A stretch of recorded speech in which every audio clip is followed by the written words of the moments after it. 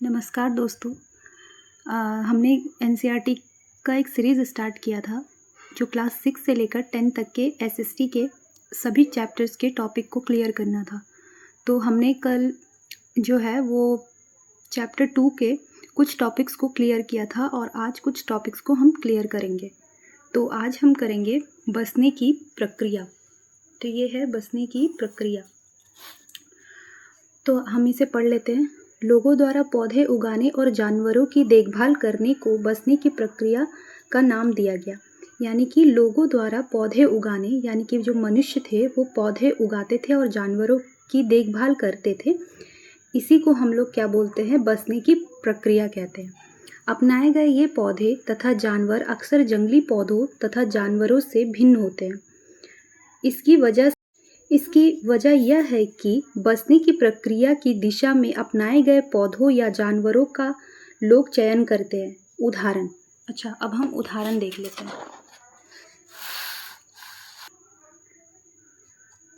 उदाहरण के तौर पर लोग उन्हीं पौधों तथा जानवरों का चयन करते हैं जिनके बीमार होने की संभावना कम हो। किसका चयन करते हैं? किसे चुनते हैं? जिसका बीमार होने की संभावना जो है कम होती है। यही नहीं, लोग इन्हीं पौधों को चुनते हैं जिससे बड़े दाने वाले अनाज पैदा हो। लोग उन्हीं पौधों को चुनते हैं जिससे बड़े दाने वाले अनाज पैदा होते थे। साथ ही जिनकी मजबूत डंठलें अनाज के पके दानों के भार को संभाल सके। अगर दाने बड़े बड़े होंगे तो वो तो झुकने लगेंगे, इसीलिए मजबूत डंठल वाले होते थे ताकि वो अनाज के भार को संभाल सके। ऐसे पौधे के बीजों को संभाल कर रखा जाता है ताकि फिर से उगाने के लिए उनके गुण सुरक्षित रह सके। आगे पढ़ते हैं। इन्हीं जानवरों को आगे प्रजनन के लिए चुना जाता है जो आमतौर पर अहिंसक होते हैं। प्रजनन के लिए किसे चुना जाता था? जो आमतौर पर अहिंसक होते थे। अहिंसक मतलब जो हिंसा नहीं करते थे, जो साधारण होते थे और वे किसी को हानि नहीं पहुंचाते थे। इसलिए हम देखते हैं कि पाले गए जानवर तथा कृषि के लिए अपनाए गए पौधे जंगली जानवरों तथा पौधों से धीरे धीरे भिन्न होते गए। मिसाल के तौर पर जंगली जानवरों की तुलना में पालतू जानवरों के दांत और सींग छोटे होते हैं। क्या कह रहा है यहाँ पे कि जो जंगली जानवरों की तुलना में जो पालतू जानवर है जिसे लोग पालते हैं उनकी दांत और सींग जो है वो छोटे थे। आगे देखते हैं। इन दांतों को देखो, इनमें से कौन सा जंगली सुअर का है और कौन सा पालतू सुअर का। यहाँ पे कुछ दांत दिखाए गए हैं। ये जो है ये जंगली जानवर का है और ये सुअर के दांत है। ये जंगली जानवर के दांत है और ये सुअर के दांत है। अब हम आगे देखते हैं। बसने की प्रक्रिया पूरी दुनिया में धीरे धीरे चलती रही। यह करीब 12,000 साल पहले शुरू हुई। वास्तव में आज हम जो भोजन करते हैं वो इसी बसने की प्रक्रिया की वजह से है। कृषि के लिए अपनाई गई सबसे प्राचीन फसलों में गेहूं तथा जौ आते हैं। अच्छा, कृषि के लिए जो सबसे अपनाई गई प्राचीन फसल थी, प्राचीन मतलब जो सबसे पुराना फसल था वो था गेहूं और जौ। उसी तरह सबसे पहले पालतू बनाए गए जानवरों में कुत्ते के बाद भेड़ बकरी आते हैं। सबसे पहले किसे पालतू बनाया गया था? कुत्ते को, उसके बाद भेड़ और बकरी को। इसके बाद हम आगे देखते हैं। एक नवीन जीवन शैली। तुम किसी पौधे के बीज को बोकर देखो, तुम पाओगी कि इसे विकसित होने में कुछ वक्त लगता है। हम अगर किसी बीज को बोते हैं तो उसे समय तो लगता है, इसमें कुछ दिन, महीने या फिर साल तक लग सकते हैं। इसलिए जब लोग पौधे उगाने लगे तो उनकी देखभाल के लिए उन्हें एक ही जगह पर लंबे समय तक रहना पड़ा था। किस लिए रहना पड़ा था? ताकि बीज को जो वो अच्छे से देखभाल कर सके और वो पौधे के रूप में बढ़ सके। बीज बोने से लेकर फसलों के पकने तक पौधों की सिंचाई करने, खरपतवार हटाने, जानवरों और चिड़ियों से उनकी सुरक्षा करने जैसी बहुत से काम शामिल थे। कटाई के बाद अनाज का उपयोग बहुत संभाल कर करना पड़ता था। अनाज को भोजन और बीज दोनों ही रूपों में बचा कर रखना आवश्यक था, इसलिए लोगों को इसके भंडारण की बात सोचनी पड़ी। बहुत से इलाकों में लोगों ने मिट्टी के बड़े बड़े बर्तन बनाए, टोकरियां बुनी या फिर जमीन में गड्ढा खोदा।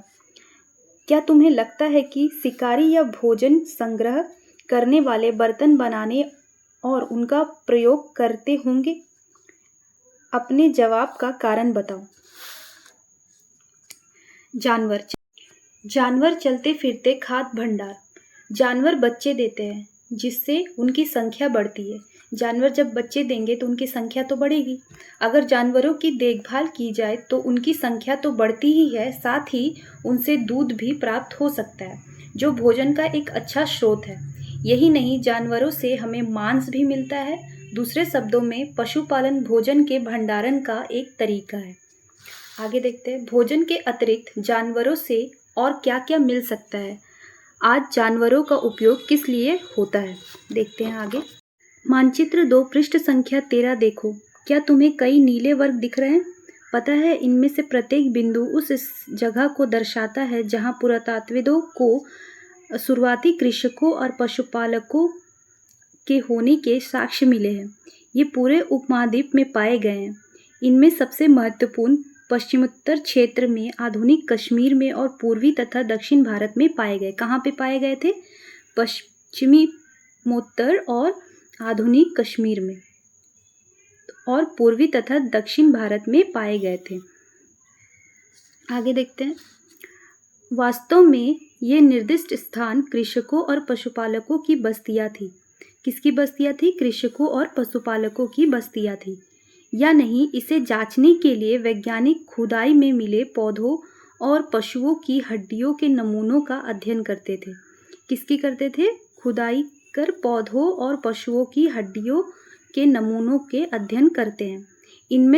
इनमें से सबसे रोचक जले हुए अनाज के दानों के अवशेष है। ऐसा लगता है कि ये गलती से या फिर जानबूझकर जलाए गए होंगे।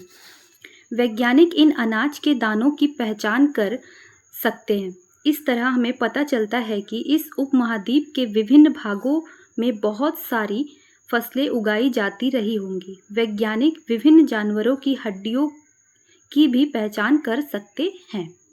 अब हम स्थायी जीवन की ओर। पुरातत्वविदों को कुछ पुरास्थलों पर झोपड़ियों और घरों के निशान मिले, जैसे कि बुर्ज-होम। वर्तमान कश्मीर में लोग गड्ढे के नीचे घर बनाते थे। जो बुर्ज-होम था वर्तमान में भी कहाँ पे है? कश्मीर में।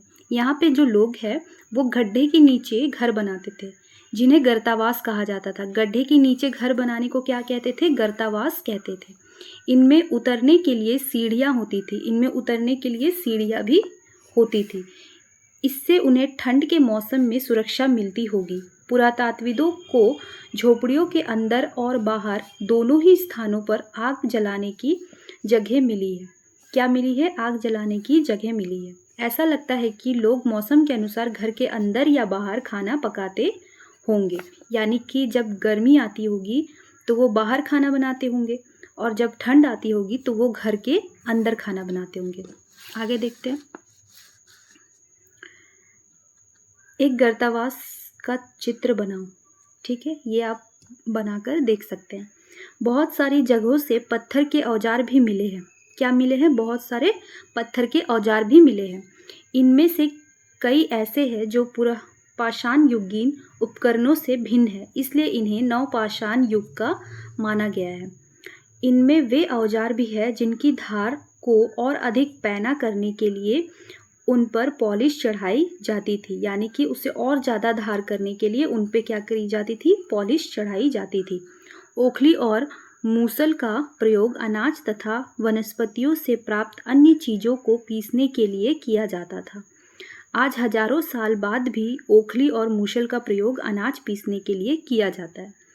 उसी तरह आज हजारों साल बाद भी ओखली और मूसल का प्रयोग अनाज पीसने के लिए किया जाता है। उसी तरह प्राचीन प्रस्तरयुगीन औजारों का निर्माण और प्रयोग लगातार होता रहा। कुछ औजार हड्डियों से भी बनाए जाते थे। नवपाषाण युग के पुरास्थलों से कई प्रकार की मिट्टी के बर्तन मिले हैं। जो नवपाषाण युग के पुरास्थल है वहाँ से कई प्रकार के मिट्टी के बर्तन मिले। कभी कभी इन पर अलंकरण भी किया जाता था, यानी कि उससे सजाया भी जाता था। बर्तनों का उपयोग चीज़ों को रखने के लिए किया जाता था। धीरे धीरे लोग बर्तनों का प्रयोग खाना बनाने के लिए भी करने लगे। चावल, गेहूं तथा दलहन जैसे अनाज अब आहार का महत्वपूर्ण हिस्सा बन गए थे। इसके साथ साथ अब लोग कपड़े भी बुनने लगे थे। इसके लिए कपास जैसे आवश्यक पौधे उगाए जा सकते थे।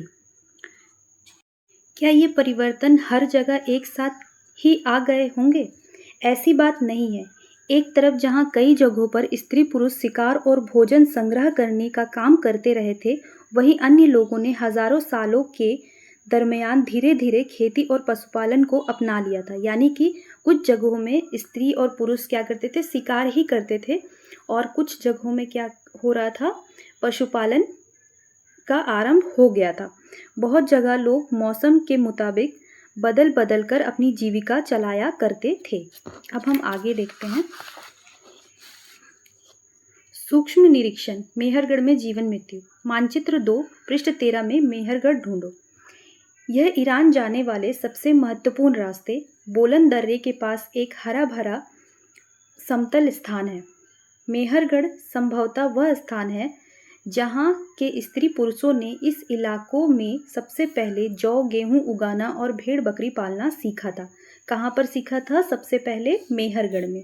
क्या सीखा था? स्त्री पुरुषों ने जौ, गेहूं उगाना और भेड़ बकरी को पालना। आगे देखते हैं।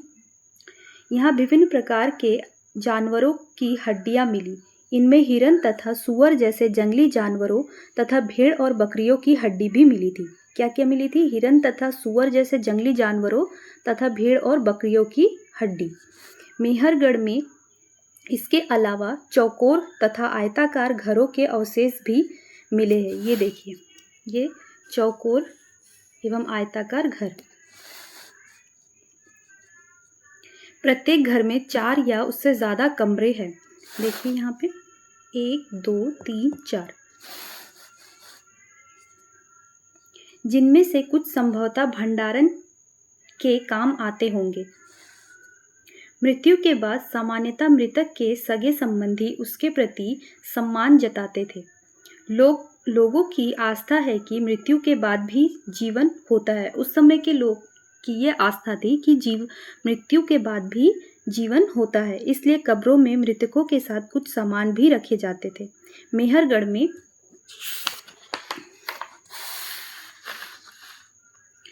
ऐसी कई कब्रें मिली है। एक कब्र में एक मृतक के साथ एक बकरी को भी दफनाया गया था। संभवतः इसे परलोक में मृतक के खाने के लिए रखा गया होगा। क्या किया गया था? यहाँ पे एक कब्र में एक मृतक के साथ बकरी को भी दफनाया गया था, ताकि जो है वो मृतक परलोक जाकर उसे खा सके। उम्मीद है कि आपको ये चैप्टर समझ में आ गया होगा। क्योंकि ये ज़्यादा लेंथी नहीं है, तो ये दो क्लास में ही कंप्लीट हो गया है। अब हम आगे तीसरा चैप्टर क्लियर करेंगे।